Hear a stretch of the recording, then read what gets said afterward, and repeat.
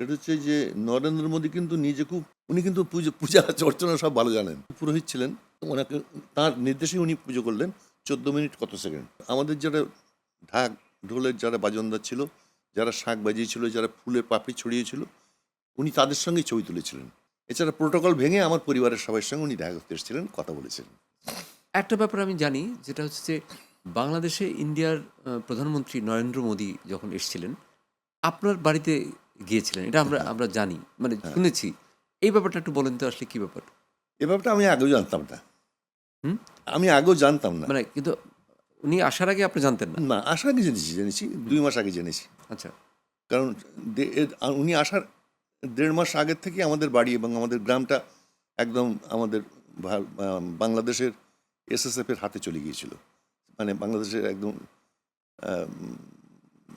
Police department বলো, SSF বলো, আর CID বলো, মানে যতগুলো আছে এজেন্সি আছে, এদের হাতে চলে গিয়েছিল।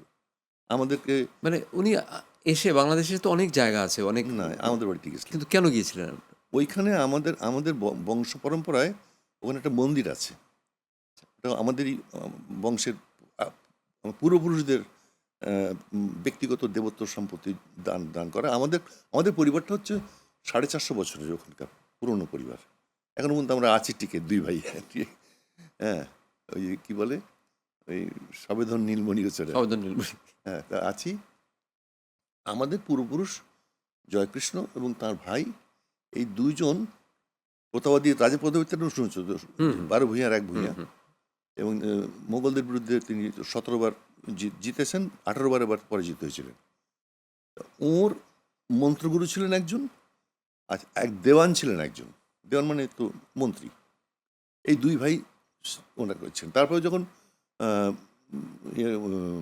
মোগল বাহিনী হাতে উনি পরাজিত হলেন, তখন আমরা ওদেরকে মোগল সৈন্যদের অত্যাচারে আমরা থাকতে পারলাম না, আমরা ওখান থেকে চলে গিয়েছিলাম এই পশ্চিমবঙ্গের দোগাছিতে, গোবরডাঙ্গার কাছাকাছি দোগাছি। ওখান থেকে আবার 1 পুরুষ পর এখান তখন সম্পূর্ণটা আবার সুন্দরবন জঙ্গলে ছেয়ে যায়।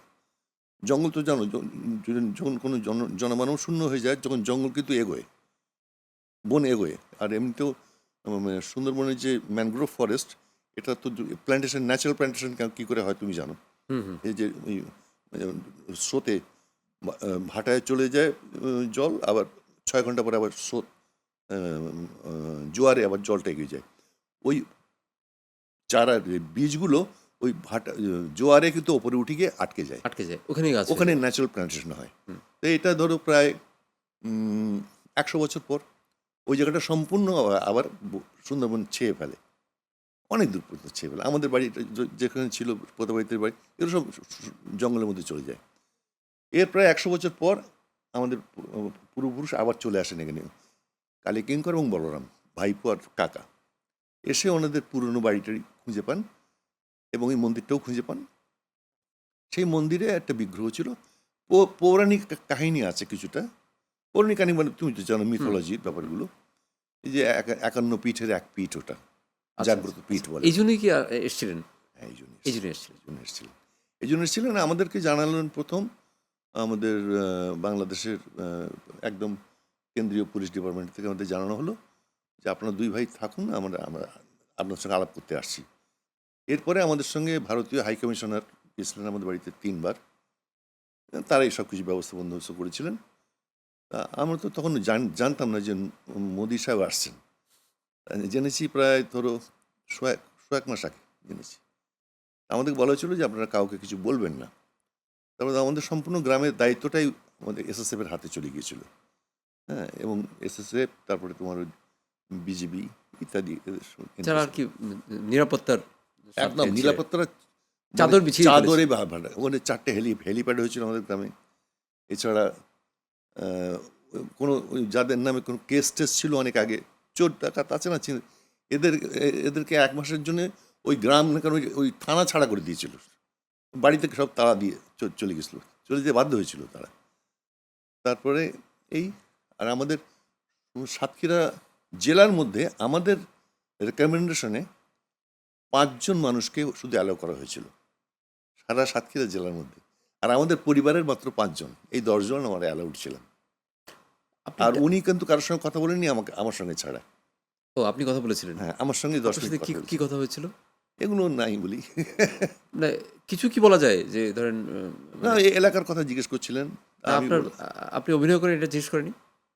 আমার সম্পর্কে উনি ওনাকে আগে থেকে ব্রিফ করা হয়ে গেছে। আমি যেটা না জানি তাও ব্রিফ করা হয়ে গেছে।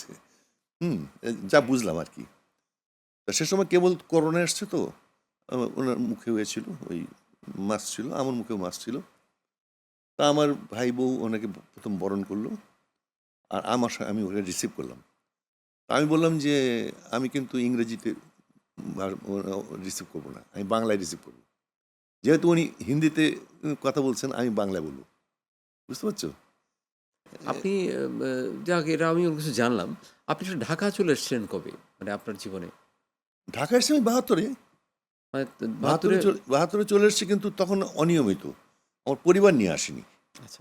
আমার স্ত্রী এবং আমার পুত্রকে নিয়ে এসেছি পরে, পার্মানেন্টলি। এটা হচ্ছে ৮৫ ৮৪ শেষের দিকে চলে এসেছি একেবারে। আপনার অভিনয় জীবন নিয়ে আর আপনার আবৃত্তি জীবন নিয়ে আমরা বিস্তারিত আলাপ করব হচ্ছে বিরতির পরে। তো হুম। আমি আসলে এই ১ম অংশটায় আমরা খুব মানে অনেক মজার কথাই জানলাম। আমার মনে হয় যে এর অনেক তথ্যই আছে যারা মানে যারা দর্শক জানতো না। ওই একটা কথা বলে নিই এর মধ্যে, হুম। সেটা হচ্ছে যে নরেন্দ্র মোদী কিন্তু নিজে খুব মানে হিন্দু মিথোলজির মধ্যে উনি ভক্ত কিন্তু। উনি কিন্তু পূজা অর্চনা সব ভালো জানেন। অনেক ভালো জানেন। আচ্ছা, আচ্ছা, আচ্ছা। পুরোহিত ছিলেন। ওনাকে তাঁর নির্দেশেই উনি পুজো করলেন ১৪ মিনিট কত সেকেন্ড। এবং সমস্ত মন্ত্রতন্ত্র ওনার মুখস্থ। হুম? একমাত্র ওখান থেকে হুক করে যাওয়ার পর আমাদের যারা ঢাক, ঢোলের যারা বাজনদার ছিল, যারা শাঁখ বাজিয়েছিল, যারা ফুলের পাপড়ি ছড়িয়েছিল, উনি তাদের সঙ্গেই ছবি তুলেছিলেন। হ্যাঁ, আর আমার আরও দেখানো হতো। এছাড়া প্রোটোকল ভেঙে আমার পরিবারের সবার সঙ্গে উনি দেখা করতে এসেছিলেন, কথা বলেছিলেন। যাক আমার ভাই ছিল, আমার ছেলে ছিল ইত্যাদি। অনেক কথাই জানলাম। আমাদের এখন সময় হয়ে এসেছে একটা ব্রেক নেওয়ার।